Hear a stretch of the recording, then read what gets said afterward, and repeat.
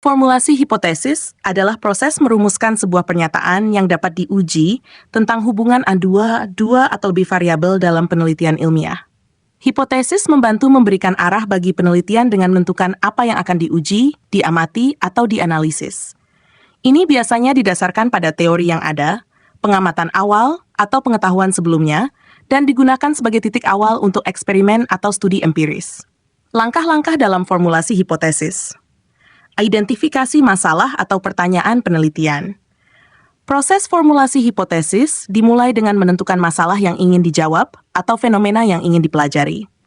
Pertanyaan penelitian biasanya melibatkan hubungan antara dua variabel atau lebih. Contoh, bagaimana konsumsi gula mempengaruhi berat badan seseorang. Lakukan kajian literatur. Meninjau penelitian dan teori yang ada untuk memahami apa yang sudah diketahui tentang topik tersebut dan untuk mengidentifikasi celah dalam pengetahuan yang ada.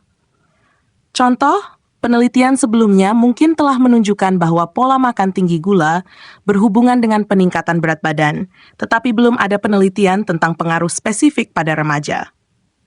3. Identifikasi variabel-variabel penting. Dalam hipotesis, biasanya ada dua jenis variabel. Variabel bebas, independent variable, yang dimanipulasi atau diubah, dan variabel terikat, variable, yang diukur sebagai hasil dari perubahan tersebut. Contoh, dalam penelitian mengenai konsumsi gula dan berat badan, variabel bebas adalah jumlah konsumsi gula, dan variabel terikat adalah perubahan berat badan. 4. Buat pernyataan hipotesis. Hipotesis harus jelas, spesifik, dan dapat diuji. Biasanya, hipotesis dinyatakan dalam bentuk pernyataan sebab akibat atau hubungan korelatif. Contoh hipotesis. Jika konsumsi gula meningkat, maka berat badan juga akan meningkat. 5. Tentukan hipotesis nol dan hipotesis alternatif. Dalam eksperimen, hipotesis nol sel menyatakan bahwa tidak ada hubungan atau efek yang signifikan antara variabel-variabel tersebut, sedangkan hipotesis alternatif A1 menyatakan bahwa ada hubungan atau efek yang signifikan. Contoh adalah, konsumsi gula tidak mempengaruhi berat badan. Contoh H01, konsumsi gula mempengaruhi berat badan. Pastikan hipotesis dapat diuji.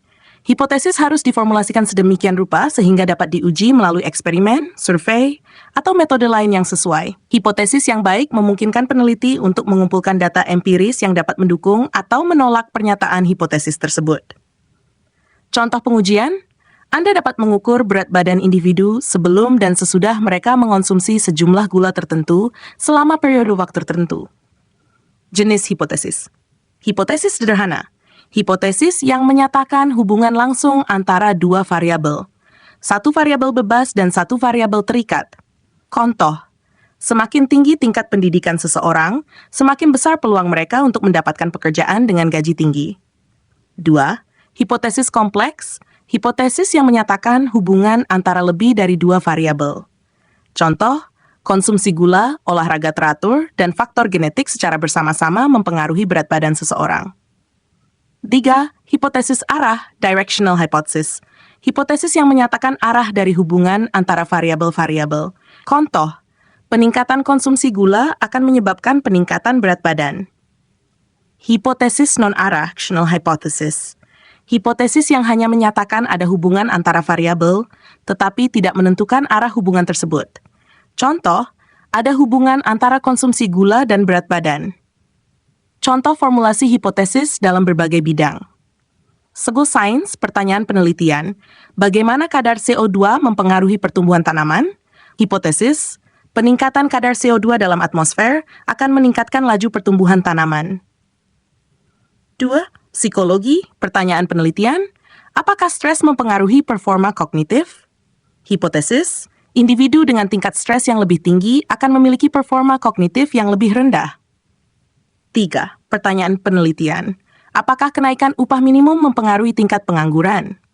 Hipotesis, kenaikan upah minimum akan meningkatkan tingkat pengangguran. Ciri-ciri hipotesis yang baik. 1. Dapat diuji. Hipotesis harus memungkinkan untuk diuji dengan eksperimen atau metode penelitian lainnya. 2. Spesifik. Hipotesis harus merinci hubungan atau efek yang diharapkan antara variabel. Jelas. Formulasi hipotesis harus mudah dimengerti dan tidak ambigu. 4. Berdasarkan pengetahuan yang ada, hipotesis harus didasarkan pada teori atau temuan yang sudah ada, bukan asumsi acak. 5. Dapat direplikasi. Peneliti lain harus bisa menguji hipotesis yang sama dalam konteks yang serupa untuk menguji validitas hasil. Kesimpulan, formulasi hipotesis adalah langkah kunci dalam proses penelitian yang memungkinkan peneliti untuk menyusun eksperimen atau studi yang dapat diuji secara empiris. Hipotesis harus menyatakan hubungan yang jelas antara variabel-variabel dapat diuji dan berbasis pada pengetahuan yang ada. Hipotesis yang baik memberikan dasar yang kuat untuk pengujian ilmiah dan menghasilkan data yang dapat digunakan untuk mendukung atau menolak argumen atau teori yang diusulkan. Demikian, semoga bermanfaat.